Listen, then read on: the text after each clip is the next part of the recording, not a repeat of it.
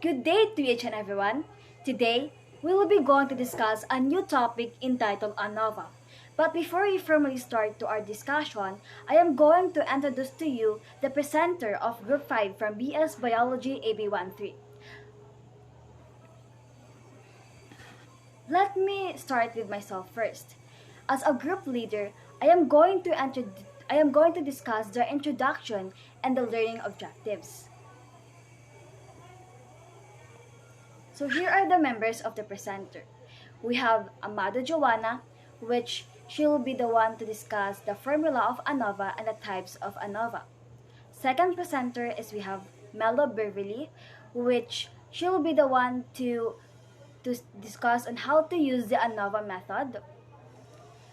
Third presenter is we have Pirote Francis Paul, which he'll be the one to discuss on how to get the results of ANOVA using the JAWS or the Excel. Last but not the least is we have Freya Delecana, as she will be going to discuss on where it usually used and how it is useful and important in the field of biostatistics. So before we formally start with our discussion, let me introduce to you the learning objectives. Upon successful completion of this lesson, you'll be able to understand the definition of an ANOVA, learn and know the formula of ANOVA, to differentiate between one-way and two-way of process methods of an ANOVA, on how to solve problems using an ANOVA formulation and method, learning and understanding where it usually applies, and know and understand its importance and role in the field of biostatistics. Let's define ANOVA. First, what is an ANOVA? ANOVA, which stands for Analysis of Variance, is a statistical test used to analyze the difference between the means of more than two groups. This tool is used to segregate and observe mean variability inside a dataset. It has mainly the two groups, which is the systematic factors and the random factors. The formula for ANOVA is F equals MSE divided by MST, where F equals ANOVA coefficient, MST equals mean sum of squares due to treatment, MS equals mean sum of squares due to error. One-way ANOVA.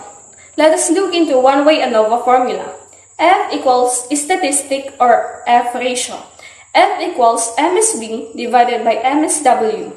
In this formula, F equals coefficient of ANOVA, MSB equals mean sum of squares between the groups, MSW equals mean sum of squares within groups.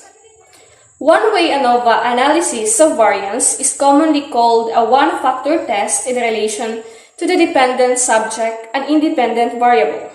A statistician utilizes it while comparing the means of group independent or of each other using the analysis of variance coefficient formula. Two-way ANOVA. The prerequisite for conducting a two-way ANOVA test is the presence of two independent variables. One can perform it in two ways. Two-way ANOVA with replication or repeated measures analysis of variance is done when the two independent groups, dependent variables, do different tasks. Two-way ANOVA sans replication is done when one has a single group that they have to double test like one test. Moreover, one must meet the following condition for its application. First is the population should be near normal distribution. Second is the sample should be independent. Third is the variances of the population have to be equal. And lastly is there should be an equal size sample in the group. There are four assumptions that must met before using two-way ANOVA. First is the normality. Observation from the sample population are normally distributed. Second is the sample size. The number of observation must be the same for each group. Third is the equal variances. The variances for each group are equal. And lastly is the independence. which is the observation in each group are independent. So hi everyone, I am Beverly Mello and I will be discussing the steps on how to perform an Anova. So in this lesson, we would look on the steps to follow in performing analysis of data. So as we all know, Anova is used to analyze the difference in the means of different groups. So the steps here is made up of 6 easy steps. First step, calculate the group means and the overall mean. The second step is to calculate the SSR. The third step is to calculate the SSE. The fourth step is to calculate the SST. The fifth step is to fill in the ANOVA, and the last step is to interpret the results. So I have an example here. Suppose we want to know whether or not 3 different exam prep programs lead to different mean scores on a certain exam. To test this, we recruit 30 students to participate in a study and split them into 3 groups. So the students in each group are randomly assigned to use one of the 3 exam prep programs for the next 3 weeks to prepare for an exam. At the end of the 3 weeks, all of the students take the same exam. Shown here is the exam scores for each group. So we have 3 groups, the group 1, 2, and 3. So first step is to calculate the group mean and the overall mean. First, we have to calculate the group mean and the overall mean. So we have here groups 1 to 3. And these are their group means. Group 1, the mean is 83.4. Group 2, 89.3. And group 3 is 84.7. So I guess all of us already know how to get the sample mean because we have already discussed about this on our previous lesson. So getting the group means, you will now get the overall mean. So how will you get the overall mean? Of course, you have to add the group means from group 1, 2, and 3. Then after that, divided by 3, and you will get the overall mean, which is the 85.8. Next, we will calculate the regression sum of square using the following formula, where n is the sample size, xj is the mean of the group j, and x is the overall mean. So in our example, we calculate that SSR is equal to 10 multiplied by 83.4 minus 85.8 squared plus 10 multiplied by 89.3 minus 85.8 squared plus 10 multiplied by 84.7 minus 85.8 squared. So the SSR here is 192.2. So what are the data needed to calculate the SSR? Then here is the sample size of each group. So as we all know, we have 30 participants in the exam. So we have divided the 30 students into 3 groups. So each group, from group 1 to 3, we have 10 participants. The 83.4 here is the sample mean of group 1. The 89.3 is the sample mean for group 2, and the 84.7 is the sample mean for group 3. The 85.8 here is the overall mean of the sample. So now we will calculate the SSE, or the error sum of squares, using the following formula. In our example, we calculate SSE as follows.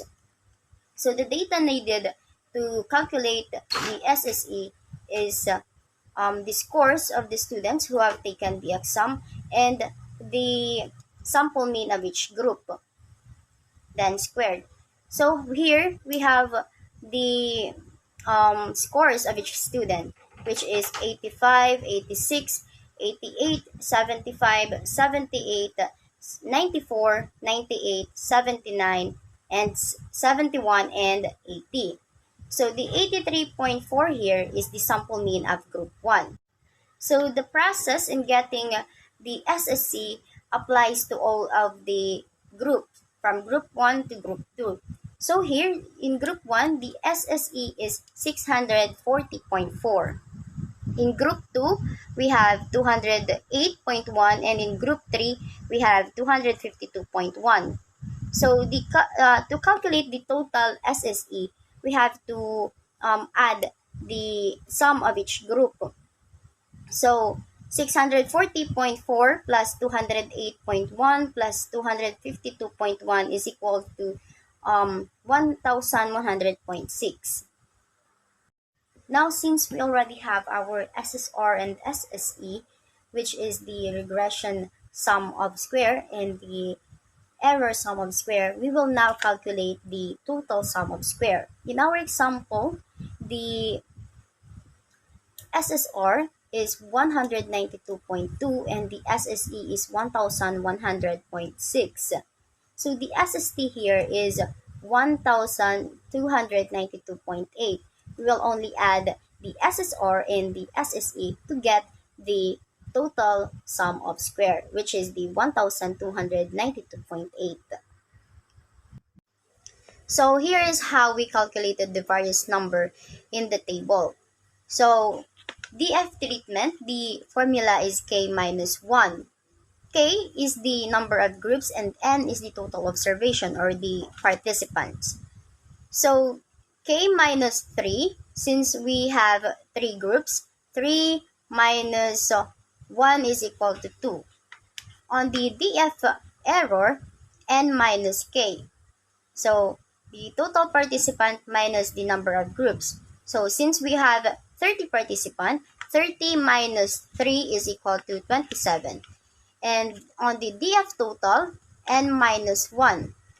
So 30 minus 1 is equal to 29. In getting the mean square naman, we will just divide the sum of the square and the degree of freedom. So the sum of the square for treatment is 192.2 divided by 2 is equal to 96.1. On the error, the sum of the square is 1100.6 divided by 27 is 40.8. So how did we get the F? Here, you will just divide the mean square. The 96.1 divided by 40.8, we will get the 2.358. The last step is to interpret the result. So the F-test statistic for this one-way Anova is 2.358. To determine if this is a statistically significant result, we must compare this to the F-critical value found in the F-distribution table with the following values. The significance level is 0.05. The DF1, the numerator degrees of freedom, is 2, and the denominator degrees of freedom is 27. So here, as you can see, the denominator is 2 and the numerator is 27. So the F critical value is 3.3541. So since the F statistic in the Anova table is less than the F critical value in the F distribution table, we fail to reject the null hypothesis. This means we don't have sufficient evidence to say that there is a statistically significant difference between the mean exam scores of 3 groups. So that's all. Thank you for listening, and I hope you learned something from me. So in this video, I'm going to show you how to perform and get the result of Anova using Microsoft Excel.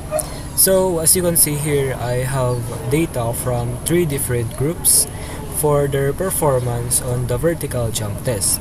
So each different group is in different column, and each cell represent the different participants' height that they jumped recorded in centimeter. So as you can see, there are 15 participants of each group. So what we need to do now is to perform a one-way ANOVA to determine if there is a significant difference between the average height measures of 3 groups. So the next step is to activate the analysis toolpack. So to install the toolpack, what we need to do is click the file button and click more, and you can see the option button, then click on add-ins, and in the bottom click go. So next is click the analysis toolpack and click the OK button. So now when you click the data, you should see the data analysis. Now we are ready to perform the one-way ANOVA. So to do this, click on data analysis button and select ANOVA single factor and click OK. So the first need to do is to input the range. So I will highlight all of my data. Next data, and next in the group by field, select the row or column that identifies the groups or treatment.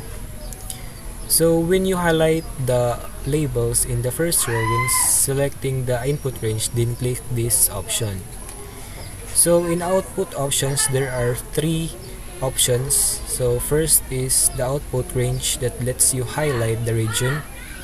The next is the worksheet that can give you the sheet a name. The result placed in a completely separate Excel file is the third one. So I will select the second option, and name this as results.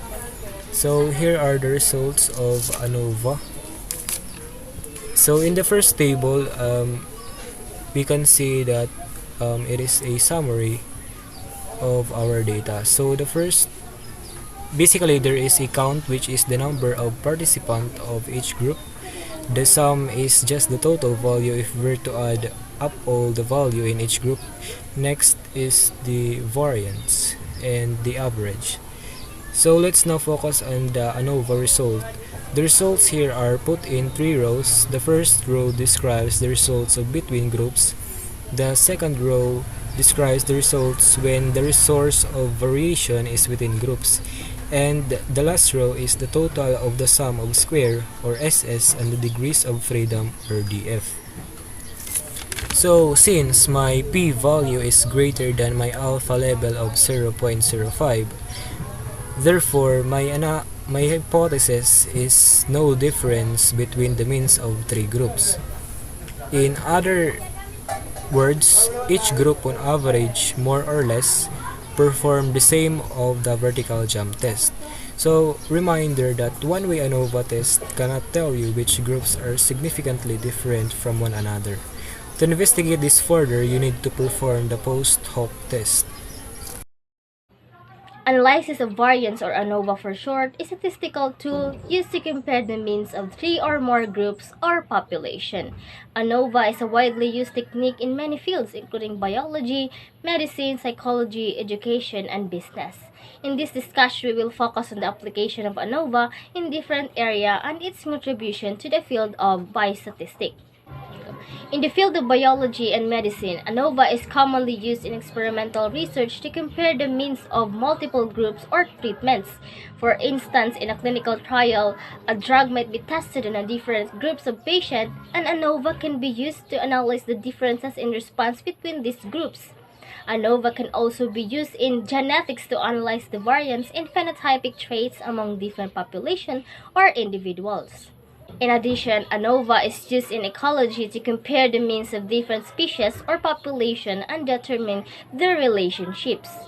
While in the field of psychology, ANOVA is used to analyze the differences between means of different experimental groups, such as the effectiveness of various therapies for psychological disorders or the differences in the performance of groups of individuals with different personality types. ANOVA is also used in education to compare the means of academic performance between different groups of students, such as the effectiveness of different teaching methods or curricula. In business and economics, ANOVA is used to compare the means of different groups of customers or products, such as the sales of performance of different brands or the effectiveness of different marketing strategies. The null hypothesis is that there is no significant difference between the means, while the alternative hypothesis is that there is a significant difference. ANOVA allows us to test the significance of the differences between the means and to determine which group are significantly different from each other. ANOVA contributes to the field of biostatistics in several ways. Firstly, ANOVA allows researchers to analyze and compare multiple groups simultaneously, saving time and resources. Secondly, ANOVA allows researchers to make conclusions about the overall significance of the differences between groups rather than just comparing pairs of groups. Thirdly, ANOVA provides a framework for partitioning the total variance into different sources, such as between group variance and within group variance. This partitioning allows researchers to identify the sources of variability and to determine their relative importance. ANOVA is also used in biostatistics because it can be used to test the interaction between different factors. For example, in a clinical trial, ANOVA can be used to determine whether the effectiveness of a drug varies depending on the age, gender, or other characteristic of the patient. This type of analysis is known as factorial ANOVA and is used when there are multiple factors that may affect the outcome of the study.